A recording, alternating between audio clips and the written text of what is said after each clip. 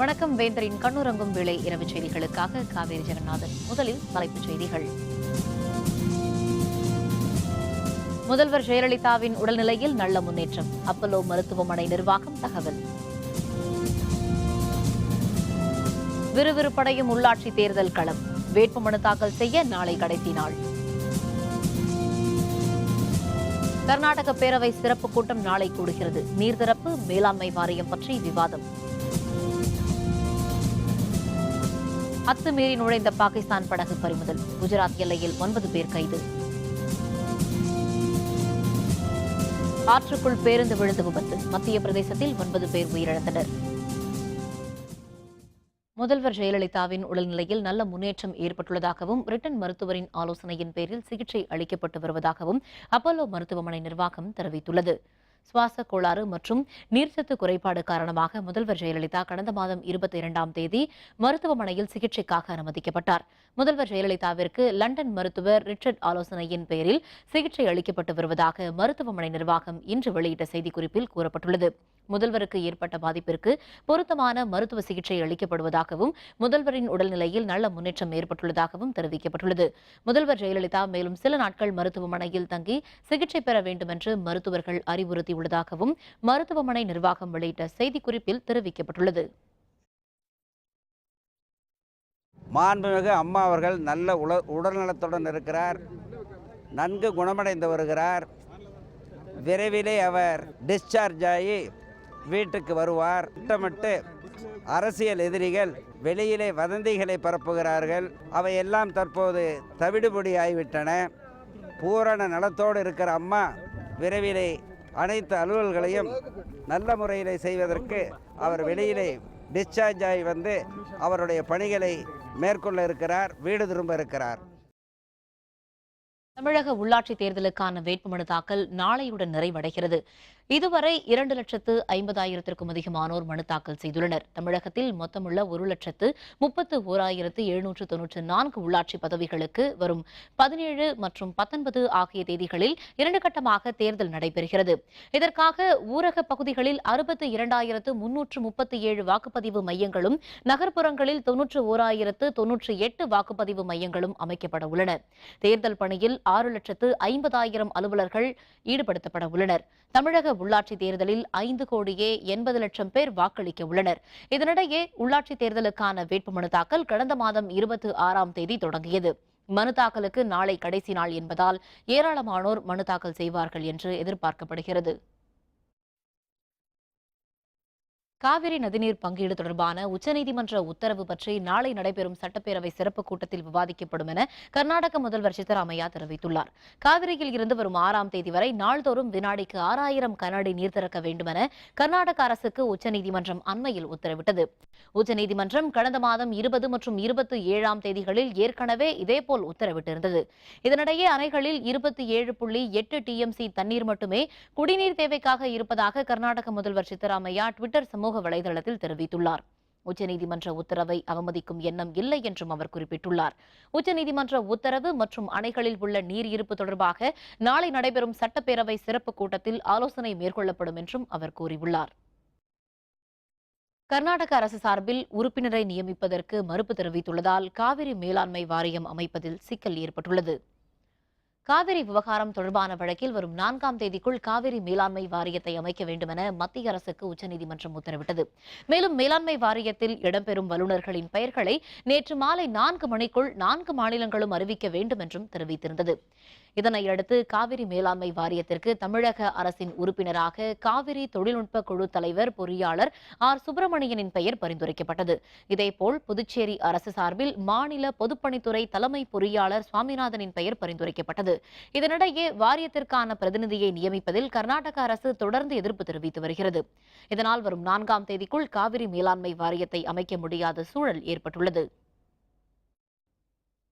India Pakistan இடையே மோதல் அதிகரித்துள்ள நிலையில் 9 பேருடன் குஜராத் கடல் பகுதிக்குள் அத்துமீறி நுழைந்த பாகிஸ்தான் படகை இன்று இந்திய கடலோர காவல் படையினர் சிறைப்பிடித்துள்ளனர். பாகிஸ்தான் தீவிரவாதிகள் தாக்குதலை நடத்த காத்திருப்பதாக தகவல் வெளியானதை தொடர்ந்து நாடு முழுவதும் பாதுகாப்பு பலப்படுத்தப்பட்டுள்ளது. தரைவழி மற்றும் கடலோர எல்லைப் பகுதிகளில் பலத்த கண்காணிப்பு மேற்கொள்ளப்பட்டு வருகிறது. இந்திய கடலோர காவல்படைக்கு சொந்தமான சமுத்ரா பாவக் என்ற ரோந்து கப்பல் குஜராத் மாநில கடல் பகுதியில் இன்று காலை சுமார் 10 மணி அளவில் கண்காணிப்பு பணியில் ஈடுபட்டிருந்தது. அப்போது உரிய அனுமதியின்றி அத்துமீறி இந்திய கடல் பகுதி வழியாக குஜராத்தில் நுழைந்த பாகிஸ்தான் நாட்டு படகை இந்திய கடலோர காவல்படையினர் சுற்றி வளைத்தனர். படகில் வந்த பாகிஸ்தானைச் சேர்ந்த 9 பேரும் போர்பந்தரில் உள்ள துறைமுகத்திற்கு அழைத்துச் செல்லப்பட்டு விசாரணை நடைபெறுவதாக தகவல் வெளியாகியிருக்கிறது. மத்திய பிரதேச மாநிலத்தில் ஓட்டுநரின் கட்டுப்பாட்டை இழந்த பேருந்து ஒன்று ஆற்றில் கவிழ்ந்த விபத்தில் நீரில் மூழ்கி பயணிகள் 9 பேர் பலியாகினர். மத்திய பிரதேச மாநிலம் விதிஷா மாவட்டத்தில் சென்ற பேருந்து ஒன்று ஓட்டுநரின் கட்டுப்பாட்டை இழந்து சாலையை ஒட்டியுள்ள ஆற்றில் கவிழ்ந்து விழுந்தது. இன்று பிற்பகல் நடந்த இந்த விபத்தில் பேருந்தில் பயணம் செய்த 24 பயணிகளும் நீரில் மூழ்கி தவித்தனர். இதில் 9 பேர் பலியாகினர். பயணிகள் 15 பேர் உடனடியாக மீட்கப்பட்டு அருகில் உள்ள மருத்துவமனைகளில் அனுமதிக்கப்பட்டனர். இதில் சிலரது உடல்நிலை மோசமாக உள்ளதால் பலி எண்ணிக்கை மேலும் அதிகரிக்கும் என்று அஞ்சப்படுகிறது. மகாத்மா காந்தியின் பிறந்த நாளான இன்று புதிய மதுவிலக்கு சட்டம் அமலுக்கு வருவதாக பீகார் முதல்வர் நிதிஷ்குமார் அறிவித்துள்ளார். பீகார் பேரவைத் தேர்தலின் போது முதல்வர் நிதிஷ்குமார் அறிவித்தபடி கடந்த ஏப்ரல் மாதம் முதல் மதுவிலக்கு நடைமுறைப்படுத்தப்பட்டது. மதுவிலக்கு சட்டத்தின்படி கள்ளச்சாராயம் காய்ச்சுவோருக்கு மரண தண்டனை, பொது இடங்களில் மது அருந்துவோருக்கு 5 முதல் 10 வருடம் வரை சிறை தண்டனை என்று அறிவிக்கப்பட்டது. இந்த சட்டத்திற்கு தடை விதிக்க கோரி தாக்கல் செய்யப்பட்ட மனுவை விசாரித்த பாட்னா உயர்நீதிமன்றம் இது சட்டவிரோதமானது என்று தீர்ப்பளித்தது. பாட்னாவில் இன்று செய்தியாளர்களுடன் பேசிய முதல்வர் நிதிஷ்குமார் மகாத்மா காந்தி பிறந்த நாளான இன்று முதல் புதிய மதுவிலக்கு சட்டம் நடைமுறைக்கு வந்துள்ளதாக தெரிவித்தார். பாட்னா உயர்நீதிமன்ற தீர்ப்பை எதிர்த்து உச்சநீதிமன்றத்தில் மேல்முறையீடு செய்யப்படும் என்றும் அவர் அறிவித்தார். इसके बाद आज हम लोगों ने मंत्रिपरिषद की बैठक रखी थी, चूंकि ये राष्ट्रपिता महात्मा गांधी का जन्मदिन है और इस दिन से पहले जो लागू किया हम लोगों ने वो एक्साइज एक्ट में अमेंडमेंट करके किया, उसके द्वारा एक पॉलिसी बनाकर किया गया।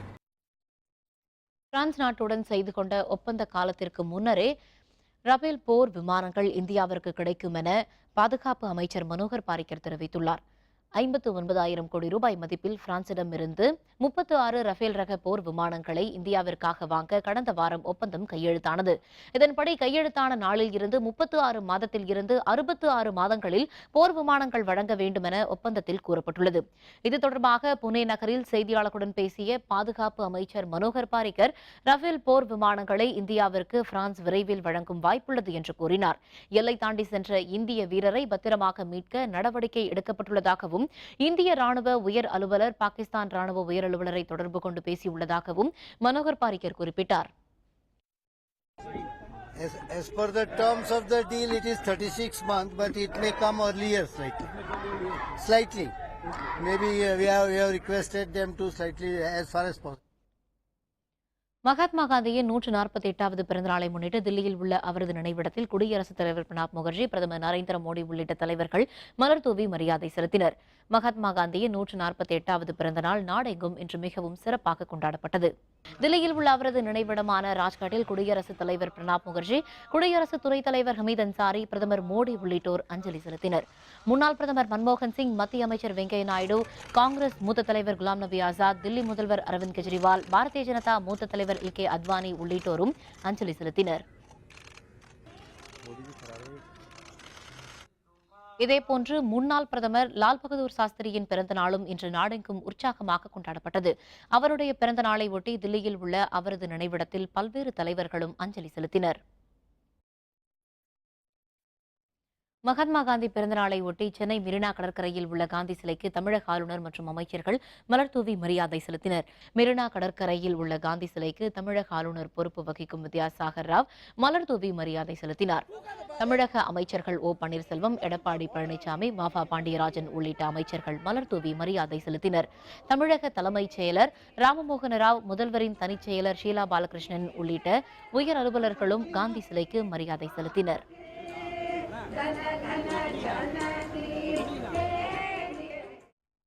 இந்தியா எந்த நாட்டையும் முதலில் தாக்கியதில்லை என்றும் மற்ற நாடுகளின் நிலத்தை அபகரித்தது இல்லை என்றும் பிரதமர் நரேந்திர மோடி தெரிவித்தார். புதுடில்லியில் வெளிநாட்டு வாழ் இந்தியர்களின் நல மையத்தை பிரதமர் மோடி திறந்து வைத்தார்.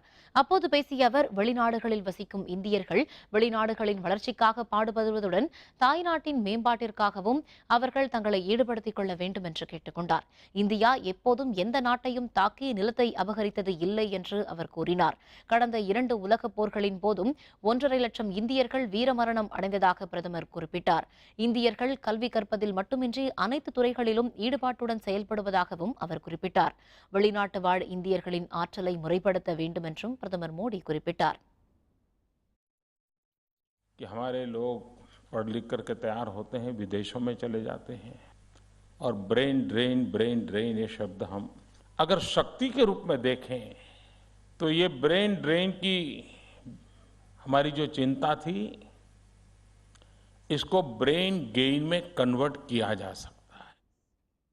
இந்த விழாவில் வெளியுறவுத்துறை அமைச்சர் சுஷ்மா ஸ்வராஜ், இணையமைச்சர் வி.கே. சிங் உள்பட பலரும் கலந்து கொண்டனர். விழாவில் பல்வேறு துறைகளில் சிறப்பாக பணியாற்றி வரும் வெளிநாட்டு இந்தியர்களுக்கு விருதுகளை வழங்கி பிரதமர் மோடி பாராட்டு தெரிவித்தார். உலக வரலாற்றில் காந்தியடிகளுக்கு எப்போதும் தனியிடம் உண்டு என்று தமிழக ஆளுநர் வித்யாசாகர் ராவ் தெரிவித்தார். காந்தியடிகளின் 148வது பிறந்த நாளை ஒட்டி கிண்டியில் உள்ள காந்தி மண்டபத்தில் நடைபெற்ற விழாவில் பேச்சுப் போட்டி, கட்டுரை மற்றும் கவிதை போட்டிகளில் வெற்றி பெற்ற பள்ளி கல்லூரி மாணவ மாணவிகளுக்கு ஆளுநர் வித்யாசாகர் ராவ் பரிசுகளை வழங்கினார். இதில் செய்தி மற்றும் விளம்பரத்துறை அமைச்சர் கடம்பூர் ராஜு, பள்ளிக்கல்வித்துறை அமைச்சர் பாண்டியராஜன் ஆகியோர் கலந்து கொண்டனர். விழாவில் உரையாற்றிய ஆளுநர், காந்தியடிகள் தமது வாழ்நாளில் சில கொள்கைகளை வகுத்துக் கொண்டு அதன்படி வாழ்ந்து காட்டியவர் என்றும் அகிம்சையின் வலிமையை உலகிற்கு எடுத்துக் காட்டியவர் எனவும் புகழாரம் சூட்டினார். நாட்டை தூய்மையாக வைத்திருக்க வேண்டிய அவசியம் குறித்தும் ஆளுநர் வலியுறுத்தினார். The Swachh Bharat Abhiyan is a mass movement to create a clean India. Cleanliness was very close to Mahatma Gandhi's heart. Building a clean India and a skilled India would be the best tribute to the father of our nation. தெலங்கானாவில் வாகனத்தில் பயணம் செய்த 6 பேர் வெள்ளத்தில் அடித்துச் சென்று உயிரிழந்த சம்பவம் அந்த பகுதியில் சோகத்தை ஏற்படுத்தியுள்ளது.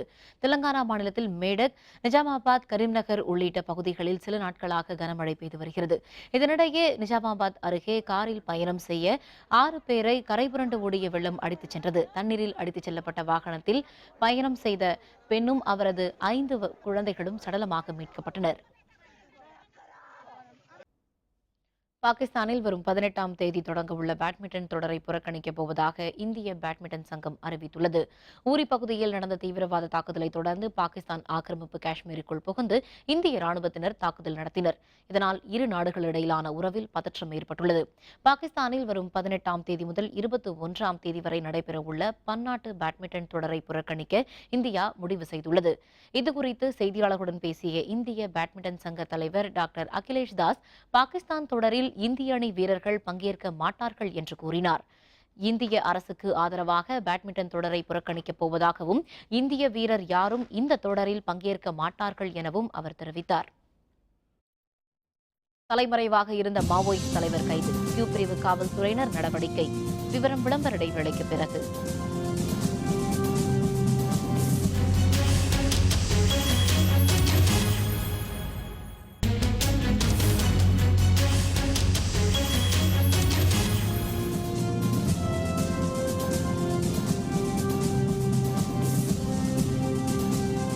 செய்திகள் தொடர்கின்றன. 5 ஆண்டுகளாக தலைமறைவாக இருந்த மாவோயிஸ்ட் இயக்க தலைவரை சேலம் மாவட்டம் மேட்டூரில் கியூ பிரிவு காவல்துறையினர் கைது செய்தனர். சேலம் மாவட்டம் வீராணம் அருகே உள்ள பள்ளிக்கூடத்தினரைச் சேர்ந்தவர் பழனிவேல். 2003ஆம் ஆண்டு வீராணத்தில் நடந்த இரட்டை கொலை வழக்கில் தொடர்புடைய இவர் ஒடிசாவில் மாவோயிஸ்ட் இயக்கத்தில் சேர்ந்தார். அங்கு காவல் நிலையம், ரயில் நிலையங்களை தாக்கிய வழக்கில் ஒடிசா மாநில காவல்துறையினரால் கைது செய்யப்பட்டார். பிணையில் வந்த பழனிவேல் மேட்டூர் பகுதியில் பதுங்கியிருப்பதாக தகவல் தெரிவித்ததை அடுத்து கியூ பிரிவு காவல்துறையினர் அவரை கண்காணித்து நேற்று மேட்டூர் சின்ன பார்க் அருகே பதுங்கியிருந்தவரை சுற்றி வளைத்தனர். கியூ பிரிவு காவல்துறையினர் பல்வேறு கோணங்களில் விசாரணை நடத்திய பின்னர் மேட்டூர் நீதித்துறை நடுவர் எண் 1 பொறுப்பு நீதிபதி கன்னிகாதேவி முன்னிலையில் ஆஜர்படுத்தினர். பின்னர் பழனிவேல் சேலம் மத்திய சிறையில் அடைக்கப்பட்டார். புதுச்சேரியில் இருந்து பல்வேறு நகரங்களுக்கு ஜனவரி 1ஆம் தேதி முதல் விமான சேவை தொடங்கப்படும் என முதல்வர் நாராயணசாமி தெரிவித்துள்ளார். புதுச்சேரியில் செய்தியாளர்களுடன் பேசிய அவர், புதுச்சேரியில் இருந்து ஹைதராபாத், கோயம்புத்தூர், கொச்சி உள்ளிட்ட நகரங்களுக்கு சிறிய ரக விமான போக்குவரத்து தொடங்க நடவடிக்கை எடுக்கப்பட்டுள்ளதாக தெரிவித்தார். குறைந்த அளவு கட்டணமாக 2500 ரூபாய் வரை நிர்ணயம் செய்து விமான போக்குவரத்து அமைச்சகத்திடம் புரிந்துணர்வு ஒப்பந்தம் போடப்பட்டுள்ளதாகவும் நாராயணசாமி கூறினார். புதுச்சேரியிலிருந்து பெங்களூர், ஹைதராபாத், திருப்பதி, கொச்சி மற்றும் கோயம்புத்தூர் ஆகிய நகரங்களுக்கு சிறிய விமானங்களை இயக்குவதற்கு முடிவெடுக்கப்பட்டது. ஜனவரி 1, 2017 விமான போக்குவரத்து ஆரம்பிப்பதற்காக நாங்கள் ஜெட் ஏர்வேஸ், ஸ்பைஸ் ஜெட் மற்றும் பிகாஸ் ஏர்வேஸ் இவைகளிடம் பேச்சுவார்த்தை நடத்தி வருகிறோம். கன்னியாகுமரியில் அமைந்துள்ள காந்தி மண்டபத்தில் அவரது அஸ்தி கட்டடத்தின் மீது ஆண்டிற்கு ஒரு முறை தோன்றும் சூரிய ஒளி படர்ந்ததைக் கண்டு வியந்த சுற்றுலா பயணிகள் காந்தியடிகளுக்கு மரியாதை செலுத்தினர். முக்கடலும் சங்கமிக்கும் கன்னியாகுமரியில் அமைந்துள்ள காந்தி நினைவு மண்டபத்தில் அவரது அஸ்தி கலசம் வைக்கப்பட்ட இடம் உள்ளது. இங்கு ஆண்டுதோறும் காந்தியடிகளின் பிறந்த நாளான அக்டோபர் 2ஆம் தேதியன்று சூரிய ஒளி படர்கிறது. இன்று நண்பகல் 12 மணிக்கு காந்தி மண்டபத்தில் உள்ள துவாரம் வழியாக மண்டபத்தில் உள்ள அஸ்தி கட்டடத்தில் சூரிய ஒளி படர்ந்தது. முன்னதாக காந்தியடிகள் பிறந்த நாள் விழா சிறப்பாக கொண்டாடப்பட்டது. மாவட்ட ஆட்சியர் சஜன் சிங் சவான் உள்பட பல்வேறு அரசியல் கட்சியினரும் மலர்கள் தூவி மரியாதை செலுத்தினர். காந்தியோட பிறந்த நாள். நான் இன்னைக்கு தான் அந்த ஒளியை இன்னைக்கு தான் ஃபர்ஸ்ட் டைம் பார்த்துருக்கேன். இன்னைக்கு அந்த ஒளி அந்த காந்தியோட அந்த படத்தின் மேலே படும்போது எல்லாரோடைய மகிழ்ச்சியும் ரொம்ப உணர்வுபூர்வமாக இருந்தது. அதை பார்க்கும்போது நம்மளுக்கு ஒரு ஸ்பிரிட் இருக்கும். எப்படி நம்ம நாட்டுக்காக ஏதாட்டும் ஒரு பண்ணணும், அந்த மாதிரி ஒரு ஒளி வந்த உடனே நம்மளுக்கு உணர்வு பூர்வமாகவே நம்ம ரத்தத்தில் ஊர்ன மாதிரியே இருக்கும். மது, போதைப் பொருளுக்கு எதிரான வாகன விழிப்புணர்வு பிரச்சார யாத்திரை கன்னியாகுமரியில் இன்று தொடங்கியது.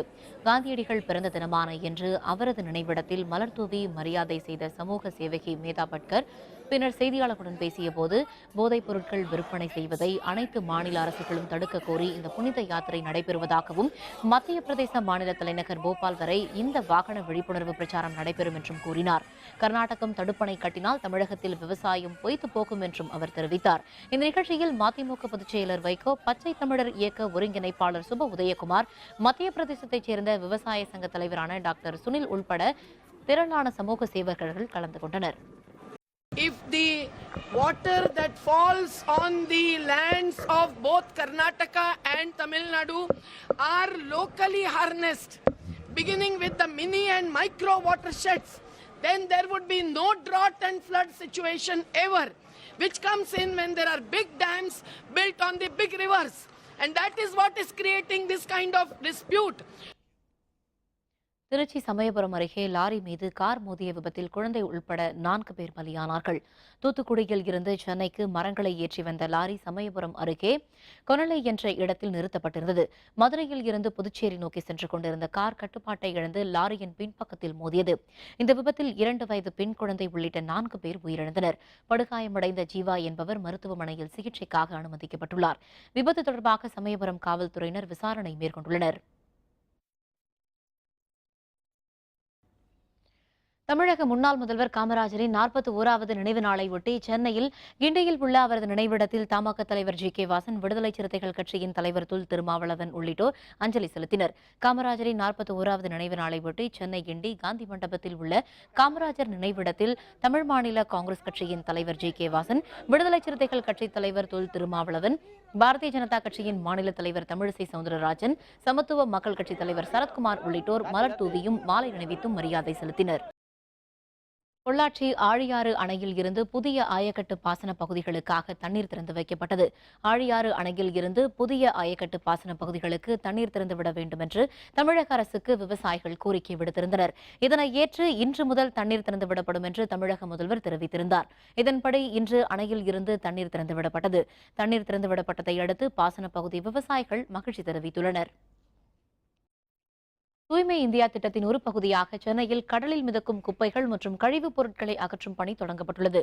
இந்திய கடற்படை மற்றும் சென்னை துறைமுக ஊழியர்கள் இணைந்து குப்பைகளை அகற்றும் முயற்சியில் ஈடுபட்டனர்.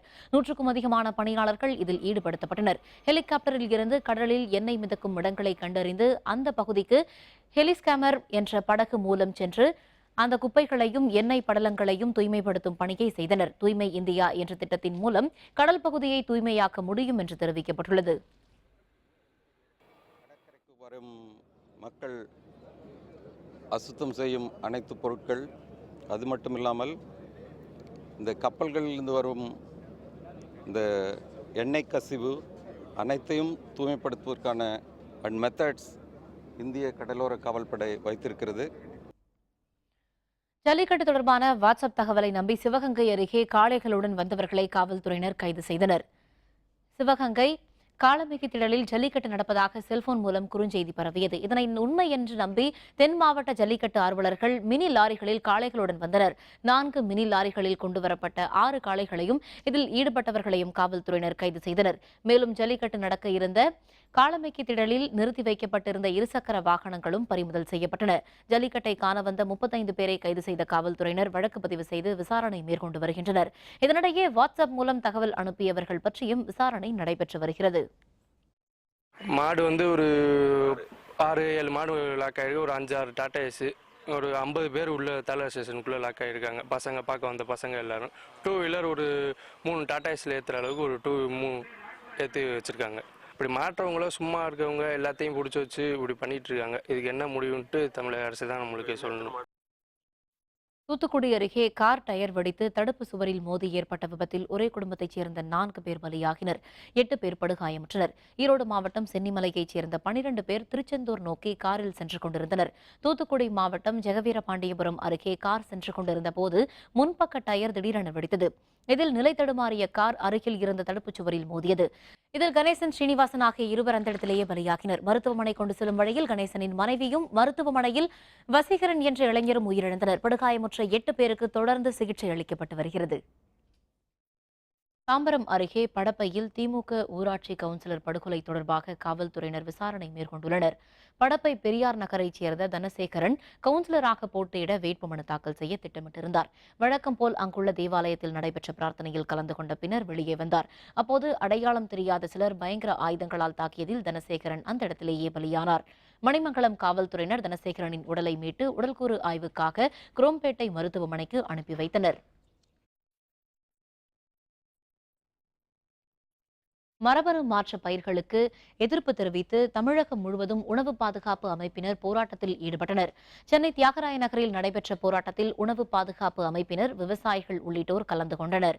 மேலும் போராட்டத்தில் மரபணு மாற்று பயிர்கள் உணவிற்கு எதிர்ப்பு தெரிவித்து முழக்கங்களை எழுப்பினர். பின்னர் செய்தியாளர்களுடன் பேசிய ஒருங்கிணைப்பாளர் அனந்து, மரபணு மாற்றப்பட்ட பயிரால் விவசாயிகளின் வாழ்வாதாரம் பாதிக்கப்படுவதாக தெரிவித்தார். மரபணு மாற்றப்பட்ட கடுகு, மரபணு மாற்றப்பட்ட எந்த பயிராக இருந்தாலும் விவசாயிகளின் வாழ்வாதாரத்துக்கு பெரிய கேடு. முதல்ல அதை தவிர சுற்றுச்சூழலுக்கு பெரிய கேடுன்னு உலகம் பூரா சொல்லுது. தேனீக்களை அஃபெக்ட் பண்ணுது, இப்போ மனுஷங்களோட இது ஆரோக்கியமும் அஃபெக்ட் ஆகும், சுற்றுச்சூழல் அஃபெக்ட் ஆகும். எல்லாத்துக்குமே கேடு விளைக்கக்கூடிய ஒரு பொருள். இந்த மாதிரி அது எதுக்கு நமக்கு வரணும் அப்படின்னு. இதேபோல் பெரம்பலூரில் இயற்கை வேளாண் இயக்கம் சார்பில் மரபணு மாற்றப்பட்ட கடுகு விதைகளை தடை செய்ய கோரி கூட்டம் நடைபெற்றது. இதில் மரபணு விதைகளை அனுமதிக்க கூடாது என்றும் பாரம்பரிய நாட்டு விதைகளை மீட்டெடுக்க வேண்டும் என்றும் வலியுறுத்தப்பட்டது. பாரம்பரிய நாட்டு விதைகள் கண்காட்சியும் அப்போது நடைபெற்றது. இந்த நிகழ்வில் ஏராளமான இயற்கை விவசாயிகள் பங்கேற்றனர். மரபணு மாற்ற விதைகளை அனுமதிக்கும் போது அந்த கடுகு விதையானது முற்றிலும் தனியார்களுடைய கட்டுப்பாட்டில் இருக்கும். மேலும் இதை விளைவித்தால் பல்வேறு பின்விளைவு ஏற்படும் என்பதை முறையாக ஆய்வு செய்யாமல் அவசர கதியில் மத்திய அரசானது இந்த மரபணு மாற்ற கடுகை அனுமதிக்கிறது. இதை ரத்து செய்ய வேண்டும் தான் இந்த நோக்கம். இன்று சீட் சத்தியாகிரகா, விதைக்கான அறப்போராட்டம் என்ற பெயரில் ஒவ்வொரு பகுதியிலும் இதற்கான எதிர்ப்பு கூட்டங்களும் கருத்தரங்கு நடைபெற்றுக் கொண்டிருக்கிறது. தருமபுரி மாவட்டம் உருவான 51வது ஆண்டு விழாவை ஒட்டி மாவட்டம் உருவாக காரணமான தலைவர்களின் படங்களுக்கு மரியாதை செலுத்தப்பட்டது.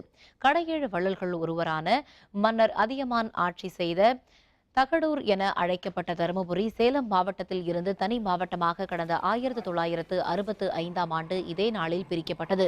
தருமபுரி தனி மாவட்டமாக உருவான நாளை ஆண்டுதோறும் அம்மாவட்ட மக்கள் கொண்டாடி வருகின்றனர்.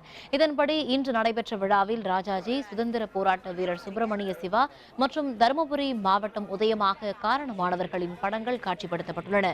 கண்காட்சியை திறந்து வைத்த முன்னாள் காவல்துறை உயர் அலுவலர் திலகவதி தலைவர்களின் படங்களுக்கு மரியாதை செலுத்தினார். பின்னர் பேசிய அவர், மிகவும் பின்தங்கிய மாவட்டமான தருமபுரியில் விவசாயம் மற்றும் தொழில் வளர்ச்சியை மேம்படுத்த தமிழக அரசு நடவடிக்கை மேற்கொள்ள வேண்டும் என்று கேட்டுக் கொண்டார்.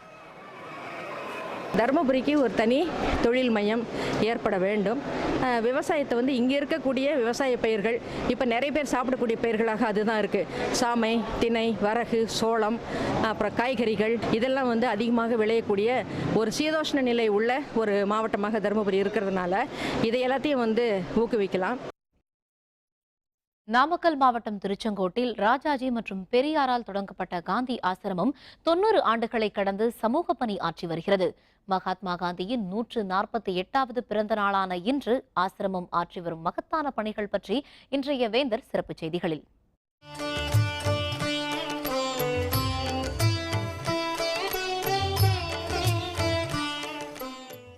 குஜராத் மாநிலம் சபர்மதியில் மகாத்மா காந்தி ஆசிரமம் தொடங்கியதை கேள்விப்பட்ட ராஜாஜி தென்னிந்தியாவில் காந்தி ஆசிரமம் ஒன்றை தொடங்க வேண்டும் என்று எண்ணினார்.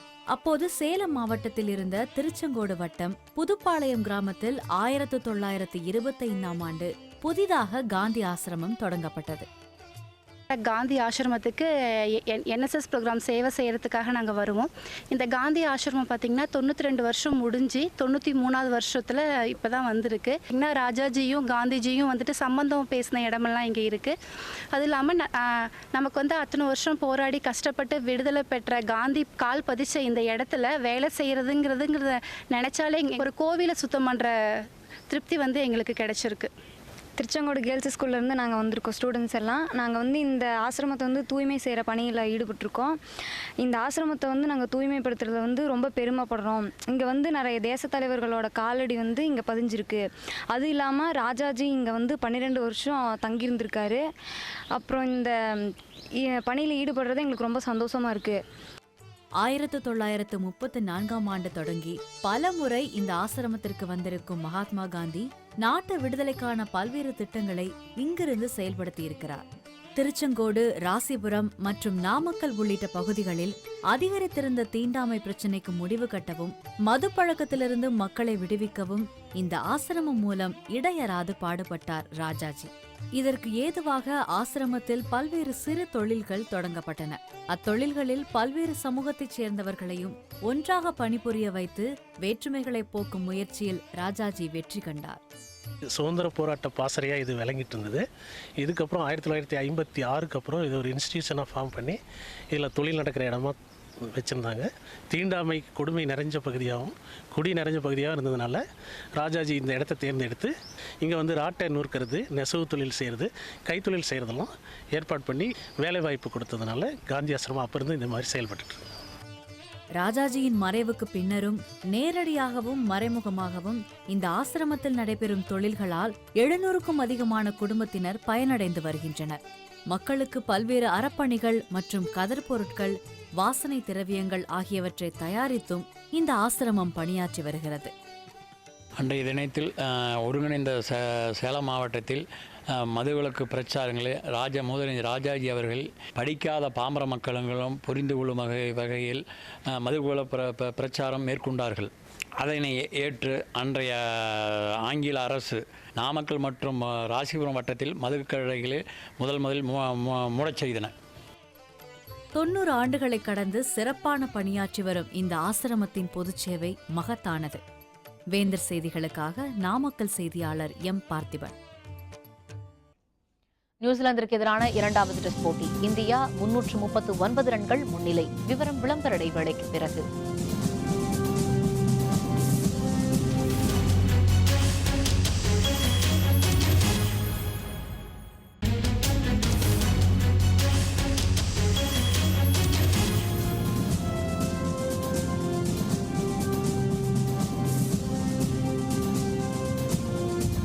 செய்திகள் தொடர்கின்றன.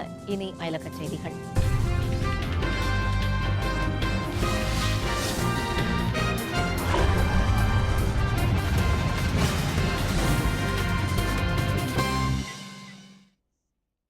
அசர்பைஜான் நாட்டிற்கு சென்ற போப் பிரான்சிஸிற்கு சிறப்பான வரவேற்பு அளிக்கப்பட்டது. ஜார்ஜியாவிற்கு பயணம் மேற்கொள்ள திட்டமிட்டிருந்த நிலையில் போப் பிரான்சிஸ் அசர்பைஜான் நாட்டிற்கு திடீர் பயணம் மேற்கொண்டார். அந்நாட்டின் தலைநகர் பாகுவிற்கு வந்த போப்பை அரசு உயர் அலுவலர்கள் வரவேற்றனர். அங்கு கூடியிருந்த ஏராளமான கிறிஸ்தவர்கள் கையில் கொடிகளை ஏந்தியவாறு உற்சாக வரவேற்பளித்தனர். சாலையில் இருபுறங்களிலும் நின்றிருந்த மக்களுடன் கை குலுக்கியதுடன் குழந்தைகளுக்கு போப் ஆசி வழங்கினார். இதனையடுத்து புகழ்பெற்ற கன்னிமரியால் தேவாலயத்தில் நடைபெற்ற சிறப்பு பிரார்த்தனை கூட்டத்திலும் அவர் கலந்து கொண்டார்.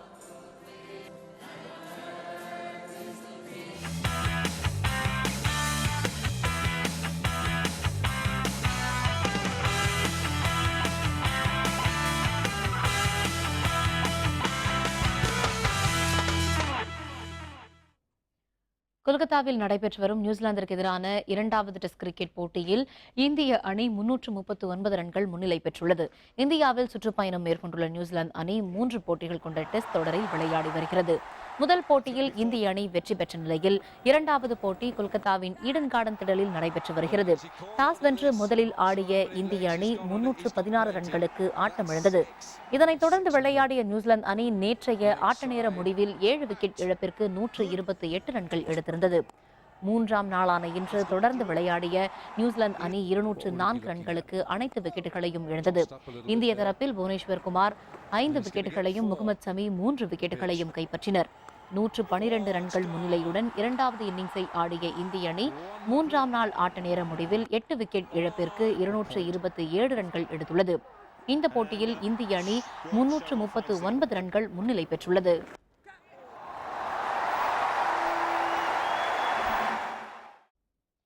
மீண்டும் தலைப்புச் செய்திகள். முதல்வர் ஜெயலலிதாவின் உடல்நிலையில் நல்ல முன்னேற்றம். அப்பல்லோ மருத்துவமனை நிர்வாகம் தகவல். விறுவிறுப்படையும் உள்ளாட்சி தேர்தல் களம். வேட்புமனு தாக்கல் செய்ய நாளை கடைசி நாள். கர்நாடக பேரவை சிறப்பு கூட்டம் நாளை கூடுகிறது. நீர்திறப்பு மேலாண்மை வாரியம் பற்றி விவாதம். அத்துமீறி நுழைந்த பாகிஸ்தான் படகு பறிமுதல். குஜராத் எல்லையில் 9 பேர் கைது. ஆற்றுக்குள் பேருந்து கவிழ்ந்து விபத்து. மத்திய பிரதேசத்தில் 9 பேர் உயிரிழந்தனர். இத்துடன் வேந்தரின் கண்ணுறங்கும் வேளை இரவு செய்திகள் நிறைவடைந்தன. மீண்டும் நாளை காலை 8 மணிக்கு இளங்கதிர் காலை செய்திகளில் சந்திப்போம். வணக்கம்.